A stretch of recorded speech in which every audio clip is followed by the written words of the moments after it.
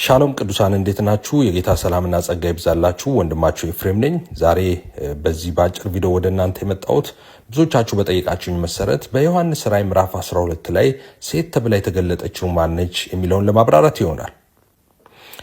የዮሐንስ ራዕይ ምዕራፍ 12 ቁጥር 1 ታላቅ ምልክት በሰማይ ታየ፣ ፀሐይን ተጎናጽፋ ጨረቃ ከእግሮቿ በታች ያላት በራሷም ላይ የ12 ከዋክብት አክሊል የሆነላት አንዲት ሴት ነበረች ብሎ ይጀምራል። መጀመሪያ መመለስ ያለበት መጽሐፍ ቅዱሳችን እስራኤልን በሴት አንቀጽ የጠራባቸው የመጽሐፍ ቅዱስ ክፍሎች አሉ ወይ የሚለው ነው። አዎ፣ እጅግ በጣም በርካታ። ለምሳሌ በትንቢተ ኢሳይያስ ምዕራፍ 47 ቁጥር 7፣ እንደገና በትንቢተ ኢሳይያስ ምዕራፍ 54 ቁጥር 1፣ በትንቢተ ኤርሚያስ ምዕራፍ 4 ቁጥር 31፣ በትንቢተ ሚክያስ ምዕራፍ 4 ቁጥር 9ና በጣም በርካታ ክፍሎች ላይ እስራኤልን በሴት አንቀጽ ይጠራል። ሌላ በዚህ ቁጥር ላይ የምናየው 12 ከዋክብት የሚል ነገር ነው። 12ቱ ከዋክብት 12ቱን የእስራኤል ነገዶች የሚወክሉ ናቸው።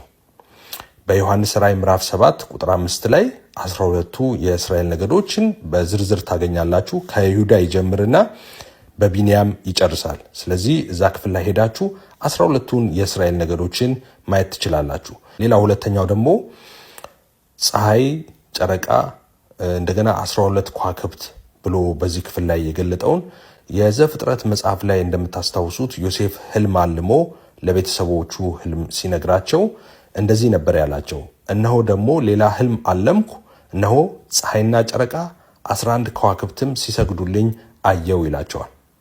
ኦኬ፣ ፀሐዩ ያዕቆብ ነው፣ እስራኤል ማለት ነው። ጨረቃ ደግሞ ሚስቱ ራሔል ነች። 11 ከዋክብት የተባሉት ደግሞ ወንድሞቹ ናቸው። ዮሴፍ 12ኛ ልጅ እንደሆነ ታውቃላችሁ። ስለዚህ ዮሐንስ ራዕይ ምዕራፍ 12 ቁጥር 1 ላይ በግልጽ እንደሚያመለክተው እየተነገረ ያለው ለእስራኤል ነው እንጂ ለጌታ እናት ማርያም አይደለም። ቀጥሎ እንደዚህ ይላል፣ እርሷም ጸንሳ ነበር፣ ምጥም ተይዛ ልትወልድ ተጨንቃ ጮኸች ይላል። እንግዲህ ይህን ክፍል ለጌታ እናት ለማርያም የሚሰጡ ሰዎች እዚህ ጋር ችግር ይገጥማቸዋል። ምክንያቱም መሰረታዊ ከሆነው የቤተ ክርስቲያናቸው አስተምሮቶች ጋር ልዩነት ስለሚያመጣ ማለት ነው። ጸንሳ ነበር፣ ምጥም ተይዛ ልትወልድ ተጨንቃ ጮኸች። እንግዲህ በእነሱ ቤተ እምነት ማርያም የወለደችው ያለ ምጥ እንደሆነ ይታወቃል። ሁላችሁም እንደምታስታውሱት በዘፍጥረት ምዕራፍ 3 ቁጥር 16 ላይ ለሴቲቱም አለ በጸነሽ ጊዜ ጭንቅሽን እጅግ አበዛለሁ፣ በጭንቅ ትወልጃለሽ፣ ፈቃድሽም ወደ ባልሽ ይሆናል፣ እርሱም ገዥሽ ይሆናል የተባለው በእርግማን ምክንያት እንደሆነ ታውቃላችሁ። ማርያም ጥንተ አብሶ የለባትም ብለው የሚያምኑ ሰዎች ይህ ክፍል ማለትም የዮሐንስ ራዕይ ምዕራፍ 12 የሚያወራው ስለ ጌታ እናት ስለ ማርያም ነው ካሉ ቅድም እንዳልኳችሁ መሰረታዊ የሆነ የቤተ ክርስቲያናቸው አስተምሮት ጋር የሚጋጭ ነገር ይገጥማቸዋል ማለት ነው። ወረድ እንበልና ቁጥር 5ን እንይ። አሕዛብን ሁሉ በብረት በትር ይገዛቸው ዘንድ ያለውን ልጅ ወንድ ልጅ ወለደች። ሐዋርያው ቅዱስ ጳውሎስ በሮሜ ምዕራፍ 9 ቁጥር 5 ላይ አባቶችም ለእነርሱ ናቸውና ስለ እስራኤላውያን ነው የሚያወራው። ከእነርሱም ክርስቶስ በሥጋ መጣ፣ እርሱም ከሁሉ በላይ ሆኖ ለዘላለም የተባረከ አምላክ ነው ይላል። ስለዚህ መወለድ የሚለውን በሥጋ ከእስራኤል መምጣቱን የሚያሳይ ነው። ሌላ በሚክያስ ምዕራፍ 5 ቁጥር 2 ላይ አንቺም ቤተልሔም ኤፍራታም ሆይ አንቺ በይሁዳ አላፋት መካከል ትሆኚ ዘንድ ታናሽ ነሽ፣ ከአንቺ ግን አወጣጡ ከቀድሞ ጀምሮ ከዘላለም የሆነ በእስራኤልም ላይ ገዢ የሚሆን ይወጣልና። ስለዚህ መወለድ የሚለው ሐሳብ ከእስራኤል መውጣቱን የሚያመለክት ነው። ሌላ እንግዲህ በዛ ክፍል ላይ ማየት አለብን ያልኳችሁ አንደኛው አሕዛብን ሁሉ በብረት በትር ይገዛቸው ዘንድ ያለው የሚለውን ሐሳብ ነው።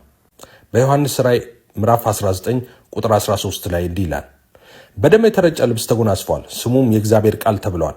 በሰማይም ያሉት ጭፍራዎች ነጭና ጥሩ ቀጭን የተልባ እግር ልብስ ለብሰው በአምባዎች ፈረሶች ተቀምጠው ይከተሉት ነበር። አሕዛብንም ይመታበት ዘንድ ስለታም ሰይፍ ካፉ ይወጣል። እርሱም በብረት በትር ይገዛቸዋል፣ እርሱም ሁሉን የሚገዛ የእግዚአብሔርን የብርቱ ቁጣውን ወይን መጥመቂያ ይረግጣል። ሌላኛውና ሶስተኛው ልጇም ወደ እግዚአብሔርና ወደ ዙፋኑ ተነጠቀ የሚለው ነው። ይህ እንግዲህ በሐዋርያት ሥራ ምዕራፍ 1 ቁጥር 9 ላይ በግልጽ ተጽፎ ታገኙታላችሁ። ይህንንም ከተናገረ በኋላ እነርሱ እያዩት ከፍ ከፍ አለ፣ ደመናም ከዓይናቸው ሰውራ ተቀበለችው። እርሱም ሲሄድ ወደ ሰማይ ትኩር ብለው ሲመለከቱ ሳሉ እነሆ ነጫጭ ልብስ የለበሱ 2 ሰዎች ባጠገባቸው ቆሙ። ደግሞም የገሊላ ሰዎች ሆይ ወደ ሰማይ እየተመለከታችሁ ስለምን ቆማችኋል? ይህ ከእናንተ ወደ ሰማይ የወጣው ኢየሱስ ወደ ሰማይ ሲሄድ እንዳያችሁት እንዲሁ ይመጣል አሏቸው ይላል። ቀጥሎ ቁጥር 6 እንደዚህ ይላል፣ ሴቲቱም 1260 ቀን በዚያ እንዲመግቧት በእግዚአብሔር ተዘጋጅቶላት ወደ ነበረው ስፍራ ወደ በረሃ ሸሸች ይላል። አሁንም ይህን ክፍል ለጌታ እናት ለማርያም ነው ብለው የሚናገሩ ሰዎች አንድ መሰረታዊ የሆነ ስህተት ይሳሳታሉ። ምክንያቱም ሴቲቱ ወደ በረሃ ሸሸች የሚለው ልጇ ወደ እግዚአብሔርና ወደ ዙፋኑ ከተነጠቀ በኋላ ነው። ሴቲቱም 1260 ቀን የሚለው ሐሳብ ምንድን ነው? 1260 ቀን። ይህ ክፍል የሚያወራው ስለ 7ቱ ዓመት ያዕቆብ መከራ ነው። 7ቱ ዓመት ያዕቆብ መከራ በትንቢተ ዳንኤል ምዕራፍ 9 ላይ በስፋት ተዘርዝሯል። ትንቢተ ዳንኤል ምዕራፍ 9 ቁጥር 27 ላይ እርሱም ከብዙ ሰዎች ጋር ጽኑ ቃል ኪዳን ለአንድ ሱባኤ ያደርጋል፣ በሱባኤው እኩሌታ መስዋዕቱንና ቁርባኑን ያስቀራል፣ በርኩሰትም ጫፍ ላይ አጥፊው ይመጣል፣ እስከ ተቆረጠውም ፍጻሜ ድረስ መቅሰፍት በአጥፊው ላይ ይፈሳል ይላል። አሁን እዚህ ክፍል ላይ የሚያወራው አውሬው በ7ቱ ዓመት የያዕቆብ መከራ ወቅት 3 ዓመት ተኩል ላይ እንግዲህ መስዋዕቱና ቁርባኑን እንደሚያስቀር፣ በዛ ምክንያት ደግሞ ብዙ አይሁዳውያን በሱ ላይ ተቃውሞ እንደሚያነሱ፣ በዛ ምክንያት ደግሞ ከፍተኛ ሰልፍ በእነሱ ላይ እንደሚነሳ የሚያሳይ ክፍል ነው። ክፍል 2 እንቀጥላለን።